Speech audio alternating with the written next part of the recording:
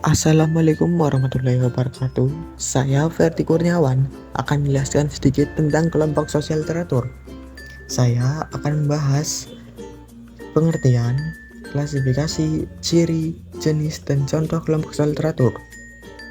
Kelompok sosial teratur adalah sekumpulan manusia yang dalam mekanisme pembentukannya berlangsung secara terorganisir. Klasifikasi menurut para ahli. Menurut Emil Durkheim, kelompok sosial dibagi menjadi dua, yaitu kelompok sosial solidaritas mekanik dan yang didasarkan pada solidaritas organik. Yang kedua ada Ferdinand Tönnies. Menurut Ferdinand, kelompok di dalam masyarakat dibagi menjadi dua, yaitu Gemeinschaft atau paguyuban dan Gesellschaft atau patembayan. Yang ketiga ada Charles Horton Coley. Di dalam masyarakat terdapat kelompok primer yang ditandai dengan pergaulan dan kerjasama yang intim. Yang keempat ada W.G. Sumner. Dalam masyarakat primitif yang terdiri dari kelompok-kelompok kecil dan tersebar di suatu wilayah, terdapat bagian jenis kelompok, yaitu in-group atau kelompok dalam dan out-group atau kelompok luar. Yang kelima ada Robert Camerton. Menurut Robert, kelompok dibagi menjadi dua, yaitu kelompok anggota atau membership group dan kelompok acuan atau reference group. Yang keenam ada G.I.I. Van Dorn. G.I.I. Van Dorn membedakan kelompok formal dan informal.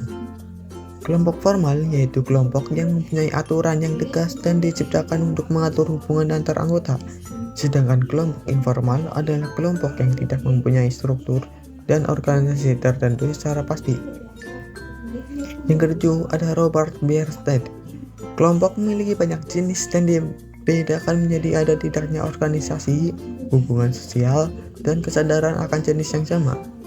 Robert membagi kelompok menjadi 4 macam, yaitu kelompok statistik, kelompok masyarakat, kelompok sosial, dan kelompok asosiasi. Ciri kelompok sosial teratur antara lain, seluruh anggotanya yang terlibat memiliki kesadaran sebagai bagian dari kelompok. Interaksi yang terjadi antara sesama anggota cukup intens dan kuat. Terdapat struktur pengurus, norma, dan aturan. Kelompok sosial teratur dibedakan menjadi dua jenis. Ada kelompok dasar, yaitu kelompok yang dibentuk secara spontan dari bawah untuk melindungi anggota-anggotanya terhadap tekanan negatif dari kelompok besar. Yang kedua ada kelompok besar, yaitu suatu kelompok yang disebut kelompok besar apabila bobot yang ditanganinya mencakup kebutuhan dasar. Selain itu, kelompok besar juga memiliki anggota yang banyak yang biasanya terdiri dari kelompok dasar. Yang terakhir ada kelompok sosial teratur. Ada kelompok seni, kelompok arisan, kelompok olahraga, dan lain sebagainya. Sekian dari saya. Wassalamualaikum warahmatullahi wabarakatuh.